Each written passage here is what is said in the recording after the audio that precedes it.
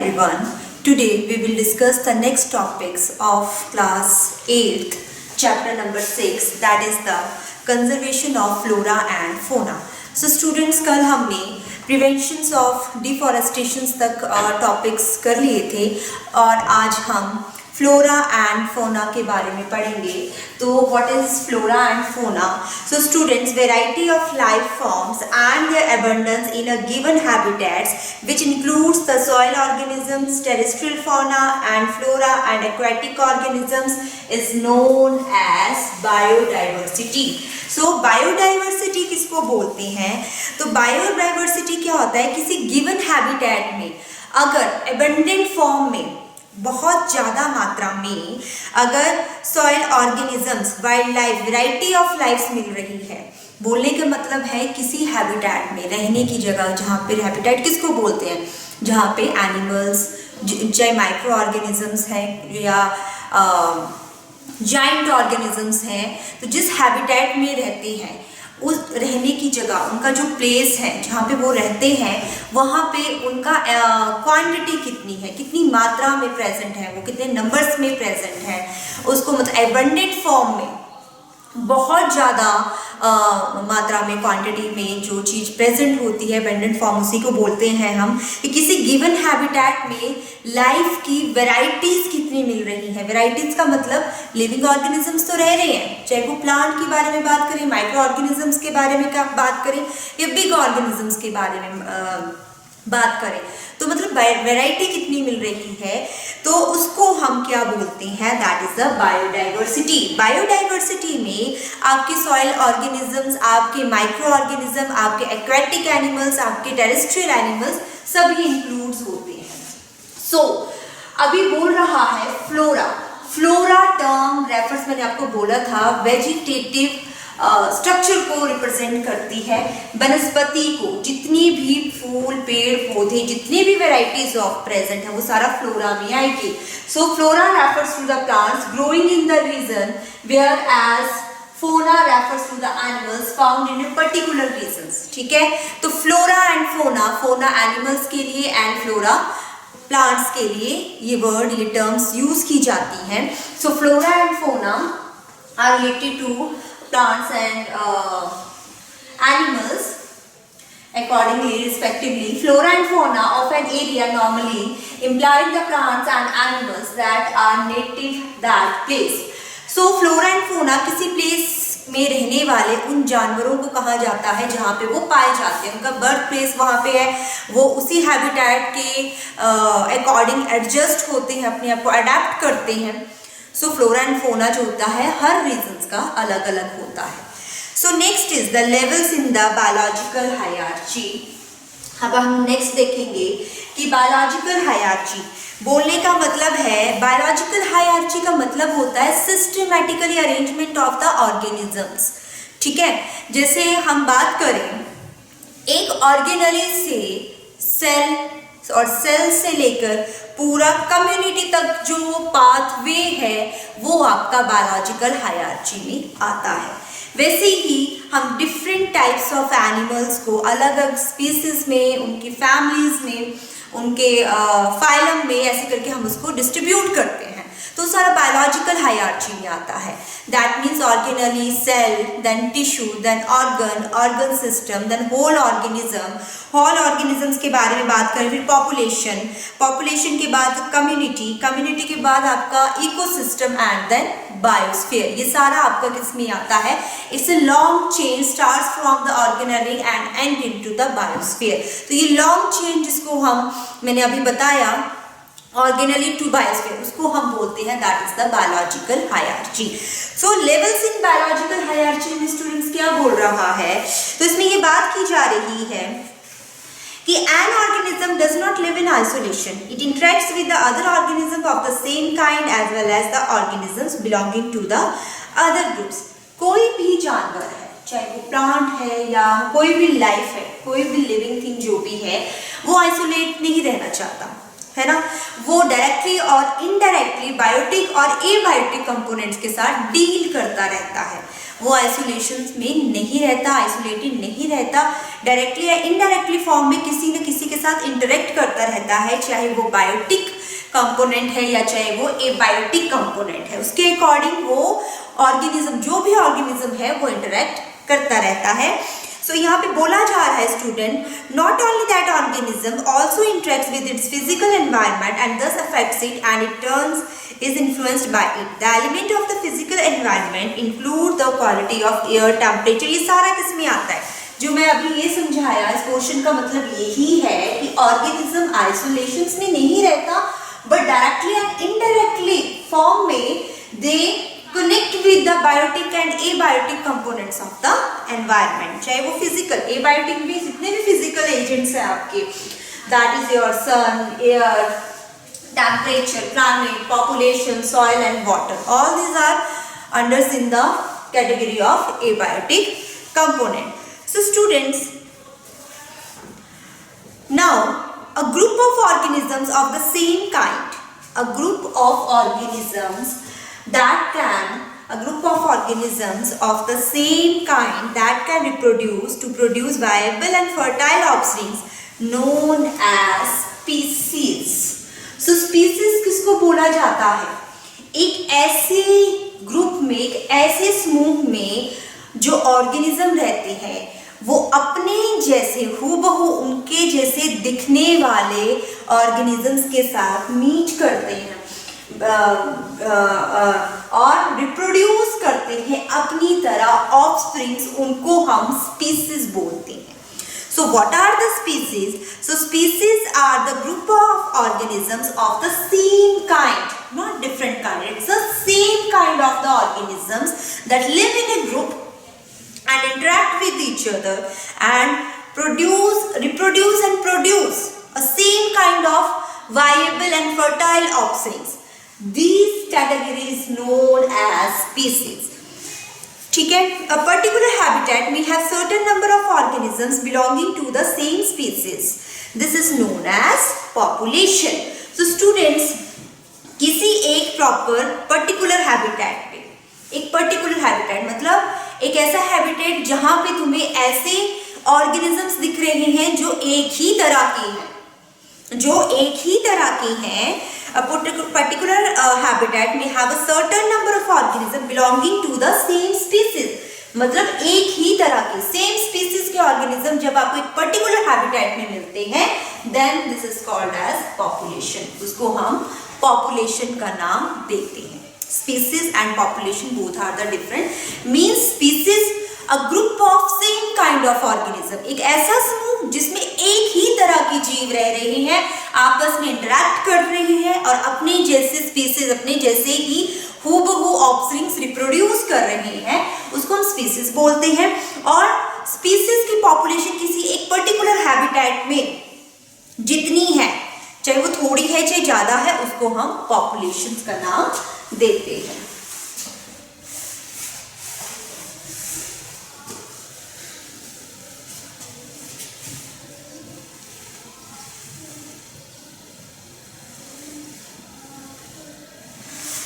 Okay, now the same habitat may have population of the different species which may directly or indirectly interact with each other, and these groups is termed as community. So हमने species देखा, population देखा, अब क्या बोल रहा है, किसी habitat में अगर एक या दो से ज्यादा population होती है different species की, सेम स्पीसीज की नहीं, मतलब इतनी सी जगह है वहां पे दो टाइप की स्पीसीज रह रही हैं, एक किसी और टाइप की स्पीसीज है और दूसरी किसी और टाइप की स्पीसीज है, तब हम उसको एक कम्युनिटी का नाम देते हैं। तो कम्युनिटी में एक से ज्यादा डिफरेंट स्पीसीज रह सकती है। पॉपुलेशन जो होती है उसमें सेम स्पीसीज रहती है और स्पीसीज में एक जैसे ऑर्गेनिजम्स रहते हैं। तो इस तरह से आपको डिफरेंशिएट हो सकता है। कम्युनिटी में 2 और more different type of species रह सकती है। आपका जो पॉपुलेशंस है उसमें सेम काइंड ऑफ स्पीसीज की ऑर्गेनिजम्स रहते हैं, सेम स्पीसीज उसमें रहती है, दैट इज द पॉपुलेशन। और पॉपुलेशन डिफरेंट स्पीसीज की भी हो सकती है, तब उसको हम कम्युनिटी। मीन्स यहाँ पे हायरार्ची लेवल चल रहा है, स्पीसीज, पॉपुलेशन, कम्युनिटी। अभी हम इकोसिस्टम के बारे में बात करेंगे। The interactions and interrelationship of community of the organism among each other and with their habitat which includes the climate, air, soil and water constitutes the ecosystem. तो students, ecosystem क्या है? इसमें जो कम्युनिटी है ऑर्गेनिजम्स की, community जो है organisms में, उसमें वो इंटरेक्शंस और इंटररिलेशनशिप्स जो है सेटअप कर रहे हैं, ठीक है, with each other, with their habitat, उनके हैबिटेट के अकॉर्डिंगली, चाहे उसमें climate, air, soil and water सब कुछ इंक्लूड होता है, उसको हम इकोसिस्टम बोलते हैं। तो इकोसिस्टम में कम्युनिटी रहती है एज वेल एज आपके फिजिकल एजेंट्स भी रहते हैं, तब इसको हम कंप्लीट इकोसिस्टम बोलते हैं। Species, population, population then community, community then ecosystem, ecosystem आप दोनों चीजों से मिलकर बनेगा। Now next is endemic species. So what are the endemic species? So students, due to the different climatic and topographical conditions, different regions have different flora and fauna. Otherwise, some plant animals like fungi and other life forms are commonly found in the different regions, even across the countries and continents. However, there are certain life forms that are only found in certain locations. Such plant animals, fungi and even microbial life forms are known as endemic species. So endemic species students उनको बोला जाता है कि कुछ ऐसी certain life जो एक certain locations में मिलती है, ठीक है, गिने चुने ही जगह पे एक टाइप की हमें एक ही लोकेशंस में हमें एक स्पेसिफिक लोकेशन में हमें कोई स्पेसिफिक जो एनिमल्स मिलते हैं, स्पीसीज मिलते हैं, चाहे वो प्लांट्स हैं, चाहे एनिमल्स हैं, चाहे फंगी है, चाहे माइक्रोबियल लाइफ है, तब हम उसको बोलते हैं एंडेमिक स्पीसीज। एंडेमिक का मतलब पता चला, एंडेमिक मींस किसी पर्टिकुलर एरिया में, किसी एक पर्टिकुलर हैबिटेट में, किसी पर्टिकुलर लोकेशन में आपको पर्टिकुलर टाइप की स्पीसीज मिल रही है, कहीं और नहीं मिल रही, वो एक पर्टिकुलर लोकेशंस में मिल रही है, that means that are the endemic species, उसको हम एंडेमिक स्पीसीज बोलते हैं। अगर ये स्पीसीज लॉस्ट हो जाती हैं इन सच रीजन्स, या तो उनके हैबिटेट डिस्ट्रक्शंस की वजह से या अदर कोई ह्यूमन एक्टिविटीज की वजह से, तो उन्हें विलुप्त होने का विलुप्ति का मार्ग देखना पड़ता है। दे फेस द एक्सटिंक्शन, विलुप्त होने की कगार में वो आ जाती है, मतलब धरती पे वो दोबारा स्पीसीज देखने को नहीं मिलेगी, जैसे आपके डायनासोर्स नहीं मिल रहे, अभी तक नहीं मिलते हैं, ठीक है। सो एक्सटिंक्ट स्पीसीज, अगर इन एंडेमिक स्पीसीज जो हैं इनकी या तो हैबिटेट डिस्ट्रक्शंस की वजह से या ह्यूमन एक्टिविटीज की वजह से या कुछ क्लाइमेटिक कंडीशंस भी ऐसी आती हैं कि ये स्पीसीज जो होती हैं वो विलुप्त होने की कगार में आके खड़ी हो जाती हैं, ठीक है। तो ऐसे में ये जो स्पीसीज होती हैं वो विलुप्त भी हो सकती है, ये जो एंडेमिक स्पीसीज होती है, क्योंकि ये हमें हर जगह नहीं मिल रही है, ये हमें पर्टिकुलर लोकेशन में ही मिल रही है, एक पर्टिकुलर हैबिटेट में ही मिल रही है। सो सच स्पीसीज आर एंडेंजर्ड स्पीसीज, तो ऐसी स्पीसीज को हम एंडेंजर्ड स्पीसीज बोलते हैं जिनका विलुप्त होने का डर होता है कि वो कभी भी खत्म हो सकती हैं, ठीक है। So that are the endangered species and species are protected by specific laws. फिर इन स्पीसीज को हम कुछ ऐसे कानूनी लॉज बनाए गए हैं जिसकी वजह से हम इनको प्रोटेक्ट करते हैं। Now next is extinction.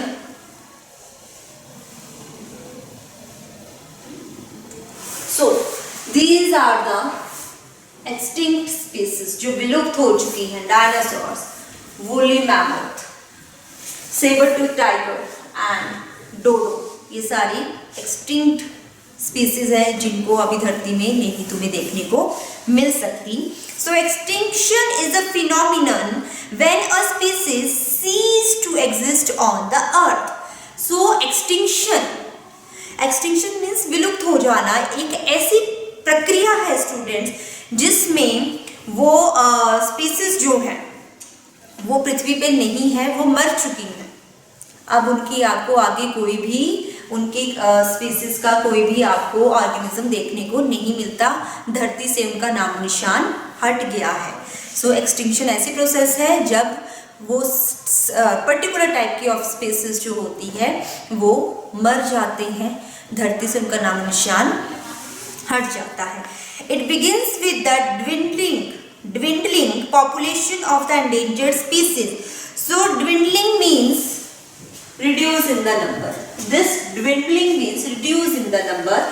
So ये कैसे स्टार्ट होती है ये एक्सटिंक्शन प्रोसेस, ये फिनोमिनन जो है ये स्टार्ट ऐसे होता है कि इसमें जो पॉपुलेशन है, जिस स्पीसीज की पॉपुलेशंस हैं उनका नंबर रिड्यूस होना शुरू हो जाता है, वो एंडेंजर्ड स्पीसीज में आ जाती हैं।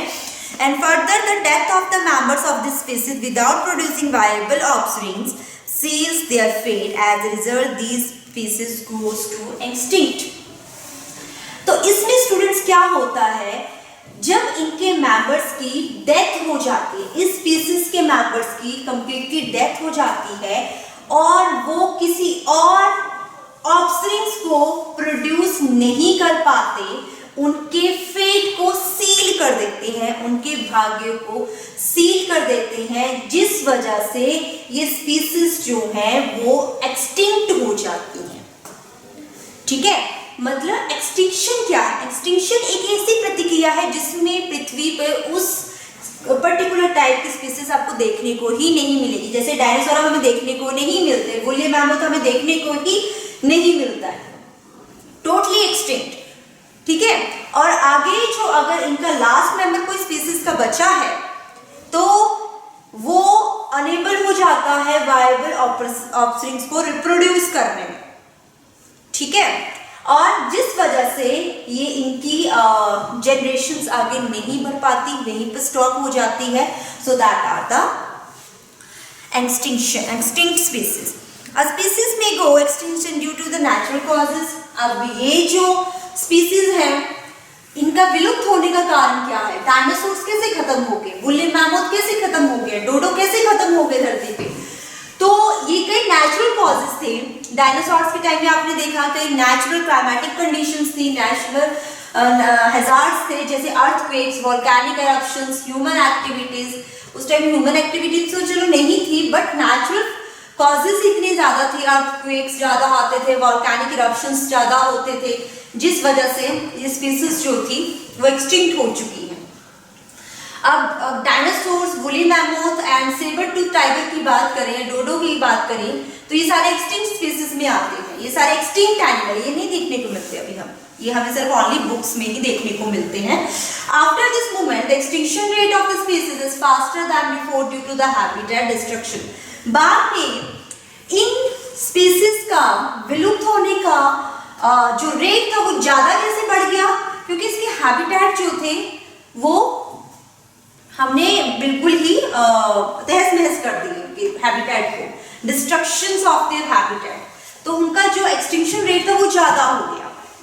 Hence, several species of the living organisms have been documented as the threatened species of the IUCN, that is the International Union for Conservation of Nature.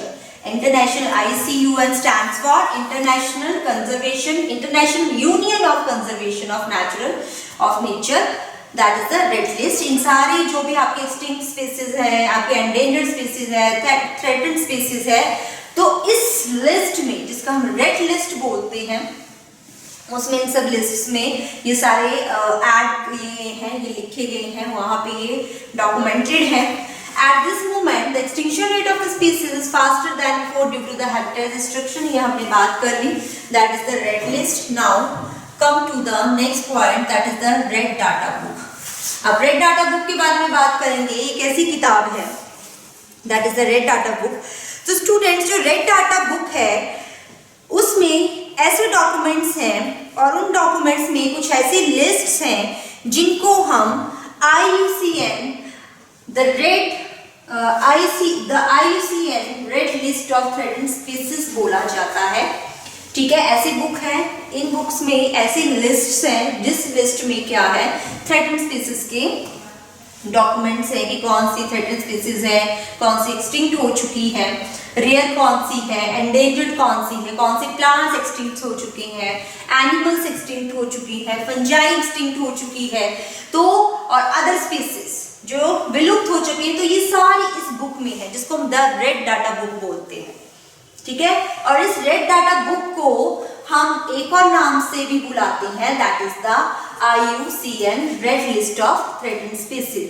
So IUCN क्या है? That is the international